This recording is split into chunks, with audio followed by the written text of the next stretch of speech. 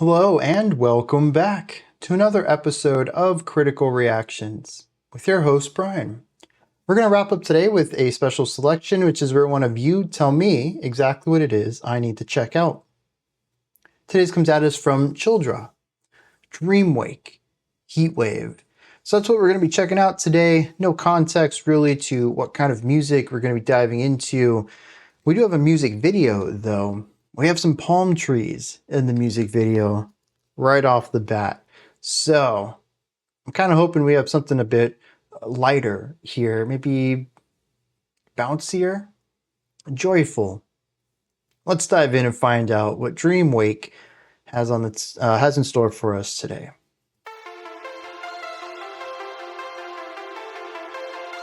Okay, so an 80s sound, almost a bit too on the nose there.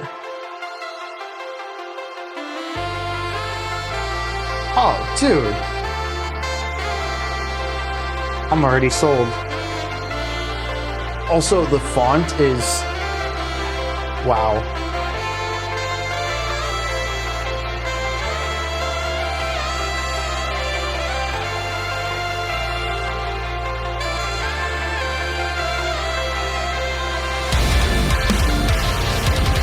Oh, but metal.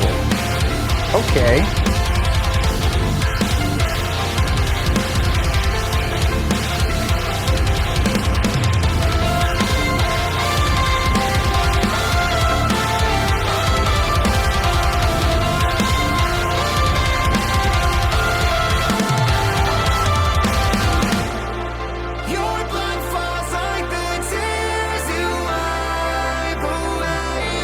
Oh, I feel like I'm going to be saying that a lot. And chiptune. Oh, every twist is surprising. It shouldn't be, but it is.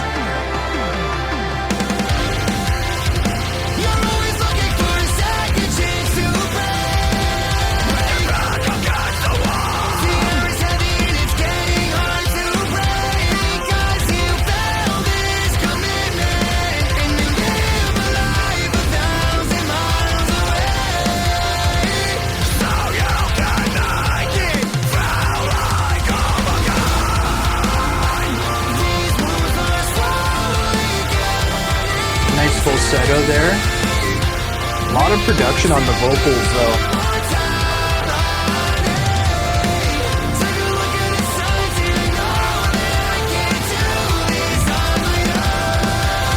Love the bass kick syncopation.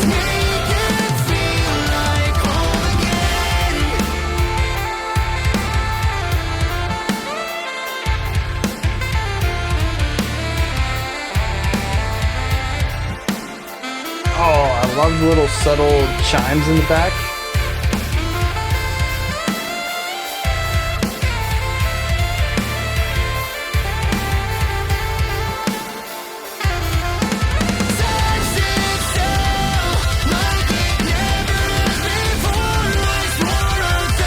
Those guitar licks.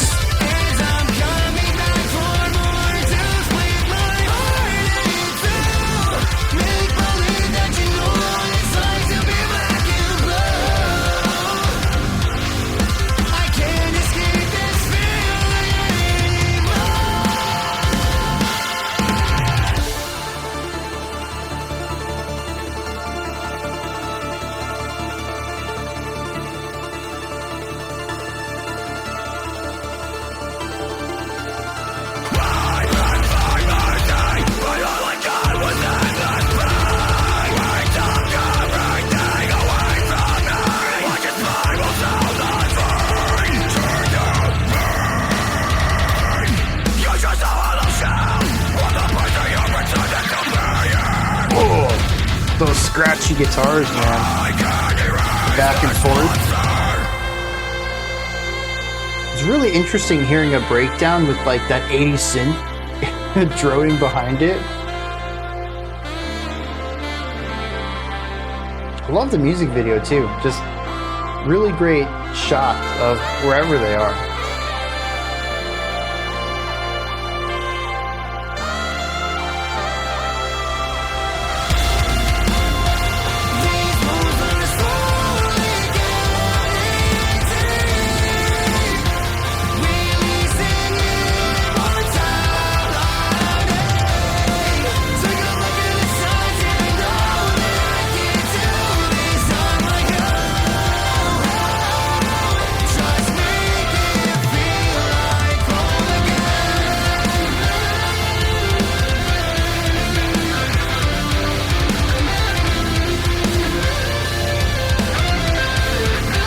nice to hear the guitar solo rather than the sax.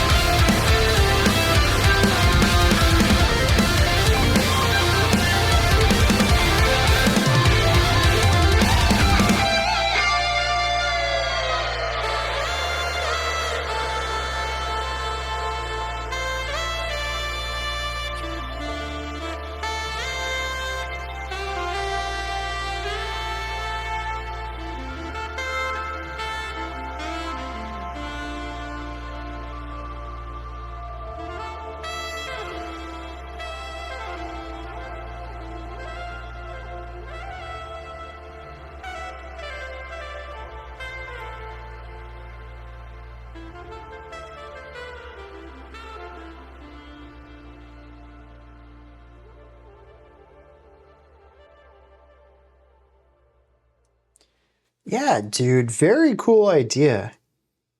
And at least as far as my ears are concerned, it's pretty novel too. I mean, this is basically what if 80s metalcore. And it's, for a brief moment, we had 80s chiptune, but more predominantly, we have this synthwave aesthetic, which is very 80s, and also very 80s sax stuff going on too. We're seeing a very strong resurgence of sax entering into rock and metal ideas. But I don't think I've ever heard one so distinctly 80s, both in its timbre, the production of it, but also the note choices and the chordal elements. It reminds me of many of the popular, I guess, pop sax players from the 80s, mixing the saxophone into the pop music of the era.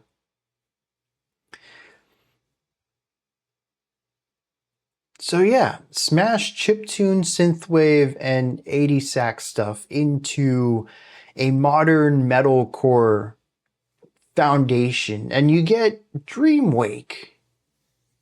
And I like it. I'm gonna have to listen to a couple of tracks to see if it sticks with me though, because I think at its core, it's still melodic metalcore.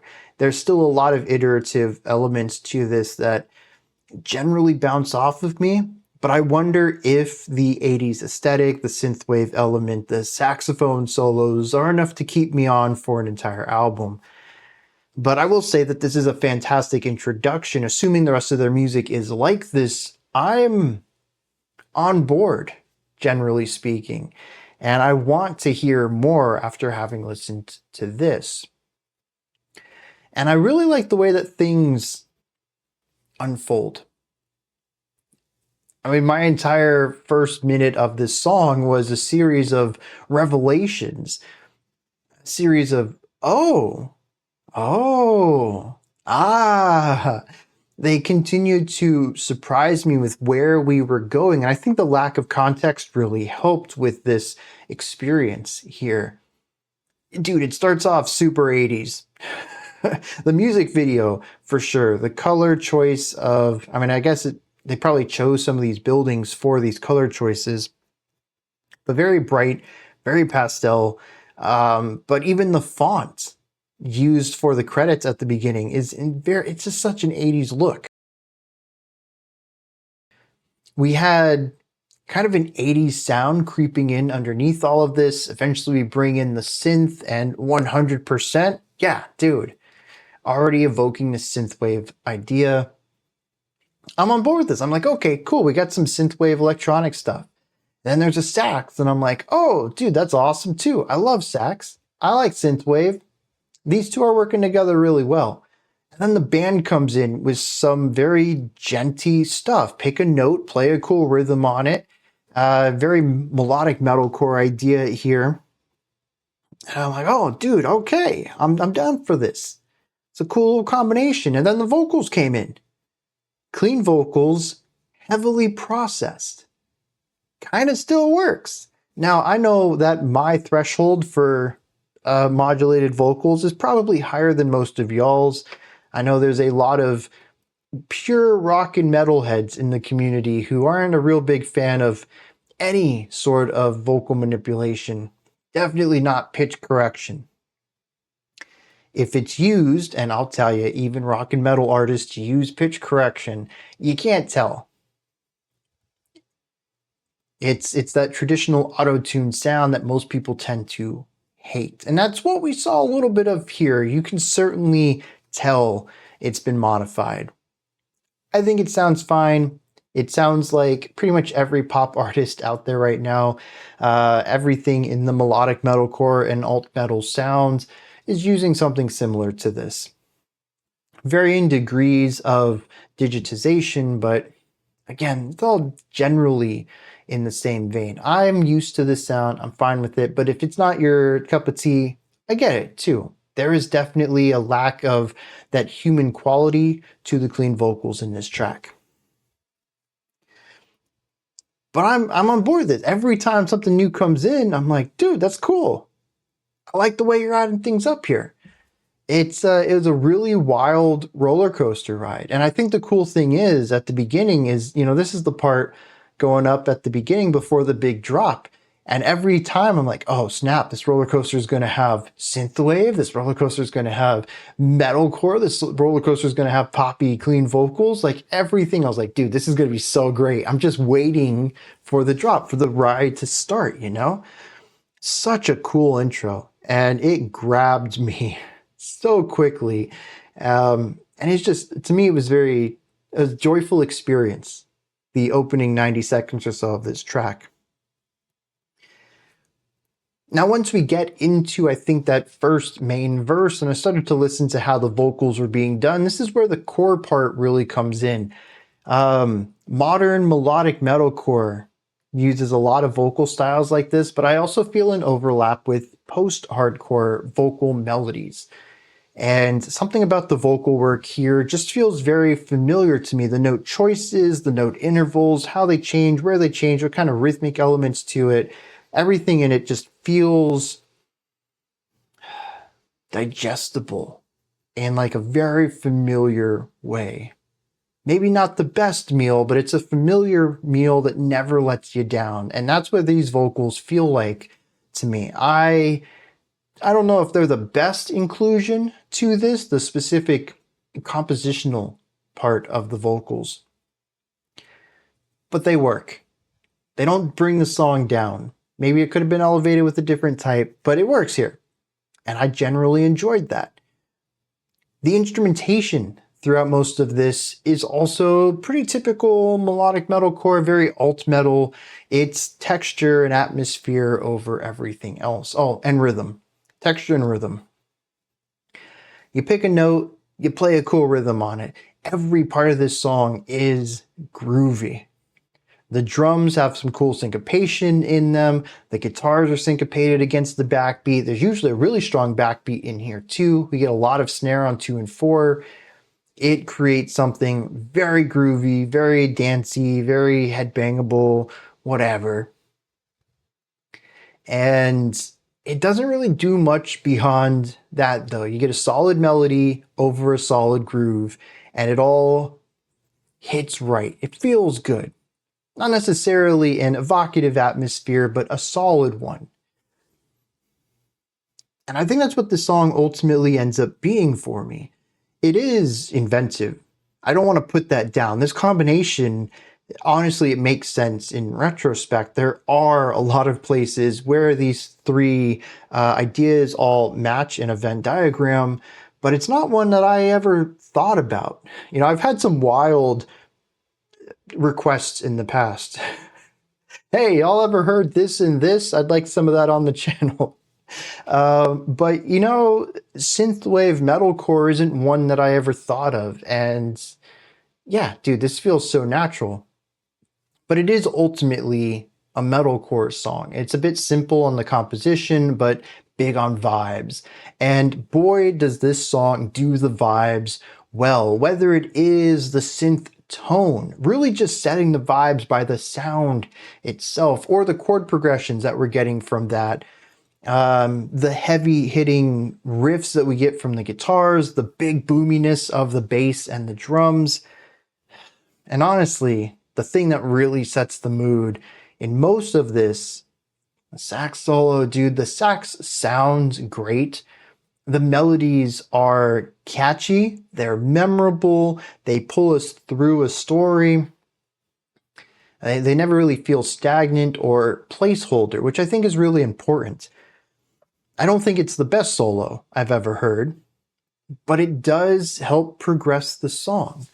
And while that might seem like a very low bar to set for a lead instrumental melody, I don't think it is. We've listened to a lot of solos on this channel where my remark is, well, you know, metal songs have solos in the bridge, and this one did too. There's a lot of solos that feel like they're there because that's what you do. And for this song to have, what was it, 3 sax solos and 1 guitar solo, and all of them to be interesting on some level, it certainly to me feels like this is a band where instrumentation and instrumental lines are a core part of it. The solo isn't an afterthought. It is a core component of the song. It does the baton pass with the vocals. We get the vocal, actually I think we get sax first, then we get some vocals, then we get the sax, then we get the vocals, then we get the sax, then we get the vocals, and then we get some guitar. It's just trading off. And I think when you focus on the vocal melodies being as catchy as they are, and then the solos being as good as they are, you start to realize that, yeah, most of the instrumentation in here is about vibe, and they are killing it in the vibe category. They're still really well, or are really good at writing melodies too. That doesn't always happen in bands like this. Sometimes your melody is going to be good enough, but not great. And I find this one's pretty consistent, great melodies. Is there anything else I want to bring up on this? Because, you know, at the end of the day, this is a very fun track. I don't know if I'd call this artwork. It is definitely art. All music is art. But it feels more fun than anything else. And I think it does a great job of crafting this fun atmosphere. And this is really wild, but I would absolutely listen to this driving down the highway at night, windows down. I think 80s, like synthwave in general, works really well for that nighttime drive atmosphere. Metalcore got to be in the mood for, but smashing them together, and they just support each other. It embellishes the greatness of both sides in a way that is the first thing I thought of. Once I had sax and synth and genty rhythms, I was like, nighttime driving, 100%. I need this.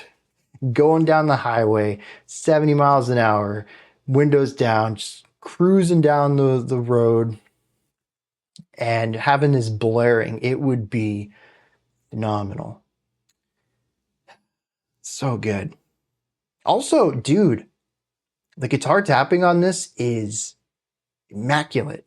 It is so freaking clean. I mean, I first noticed it during the guitar riffs where we would get like some rhythmic stuff for like 75%, and then you would wrap up the phrase with this little like quick 16th note tapping idea, and then back to like a rhythm, and then the idea, and then the rhythm. And like, I was like, dude, this guy is, you know, I don't know if it's one guitarist, 2 guitarists, there were some harmonizing parts on those tapping ideas. I was like, this is solid. Really tight, really intricate, and just incredibly sharp. So crisp. And then we got some of that in the solo. I was like, nah, dude, this isn't just like little bursts. This guy can keep it up. And it just, I think a lot of what this song sums up to is production. It's the vibes, it's the feeling. Everything is crisp and it feels right. And there's warmth, but there's power, and there's groove, and there's drive, and there's melody. And it's, yeah, dude, it hits on like all levels. The more I talk about it, the more stoked I am, and the more I'm like, I just want to hit play again. YouTube's got this other one called Memories queued up for me. And I'm like, dang, maybe I should just go check that song out right now. I hope no one wanted me to do a reaction to it. But they also have another one called Night Rider, and I'm looking at these thumbnails, and it's all like neon blue and pink and magenta, very very like sci-fi 80s colors and stuff. I think they have a whole aesthetic going on, and I'm pretty sure most of their music is probably going to sound similar to this, just judging off of the vibes I'm getting from them. Anyways, not really talking about the music anymore. Let's hit into some lyrics, see what they're singing about through all this. Well, we have a story between a narrator and some sort of antagonist. I don't know if this is another side of themselves or another person in their life. It says your blood falls like the tears you wipe away, but still you run because you failed this commitment and relive a life 1,000 miles away. So we have a falling out between two people, and the other, the you in this story, ran away, but they're haunted by their past with our narrator. It says you're always looking for a second chance to break. The air is heavy and it's getting hard to breathe because you failed this commitment and relive a life 1,000 miles away. The second verse says, time stands still like it never has before, and I swore 1,000 times, yet I'm coming back for more to split my heart in two, make believe that you know what it's like to be black and blue. I can't escape this feeling anymore. And this almost makes me want to think it's another person and that this might be a breakup song. He talks about having his heart split in two, and that no matter how much pain he's been in, no matter how slow time seems to get, he keeps coming back to this relationship, knowing he's going to get hurt in the end, but something about it draws him in, something about this other person. Then we have the breakdown, though, and this kind of turns it internal. It says, I've begged for mercy, but all I got was pain. It took away everything from me, and I watched it spiral down the drain. I try to take the blame, but you're just a hollow shell of the person you're pretending to be, and I can't erase this monster. And I don't know who the monster is. Is it a monster within? He doesn't say that you're a monster. He does say that you're a hollow shell. Seems to have pretty strong feelings about this other person. He says you're a shell of a person that you're pretending to be, but I can't erase this monster. Is that the relationship that's the monster? Does he think he's the monster? Does he have a monster within that keeps pulling him back to this relationship? I don't know. That one line threw me off. The chorus, though, states these wounds are getting deep, releasing immortality. I don't know what that means. It says, I take a look at the signs. I know I can't do this on my own. I just want it to feel like home again. So the idea of immortality, though, does line up with what was said earlier about time standing still like it hasn't before. Maybe the immortality is a lack of time moving forward. Figuratively, at least. But I don't know. That line's got me questioning some stuff, but they do feel that where they are now doesn't feel safe or familiar anymore, and they just want it to. Life feels bleaker than it's been, and they try to come back to the relationship. Maybe things are good for a little bit, and then it's not, and they split again, and life sucks again. That's what I'm getting out of these lyrics, and there's one or two good pieces of figurative language in here, but generally this feels a bit iterative, and it's also a topic that love songs, man, they're so pervasive in popular music. So as much as I really like the music, I don't think I'd come to this group for the lyrics, at least not based off of this one track. Granted, there's 11 other on this album. Maybe they are more interesting lyrically than this one, at least for me, subjectively. But yeah, it's I mean, their lyrics, they fill the space. I think the melody writing ends up grabbing me more than the lyrics do for this particular track. But these are just my thoughts on Dreamwake's Heatwave. What do you think of this? Is there anything that stood out to you? Anything that you'd like to add on to what I said or correct me on? Do you have your own take, opinion, or perspective on this track or the lyrics or both? Add all of that as well as anything else you'd like to say into the comment section below. Above that, in the description box, you'll find a link to Linktree. Takes you here. You can find links to my music, ways to support the channel, a link to the Discord server, and so much more. Above that, if you could, like, subscribe, and ring the bell. I greatly appreciate all three of those. That wraps it up for today. I'll be back tomorrow, though, 5 p.m. Eastern Standard Time, 10 p.m. UTC as usual. Until next time, remember to be critical, not cynical, of the music you listen to, and have a fantastic morning, afternoon, or evening, whenever you choose to watch my videos.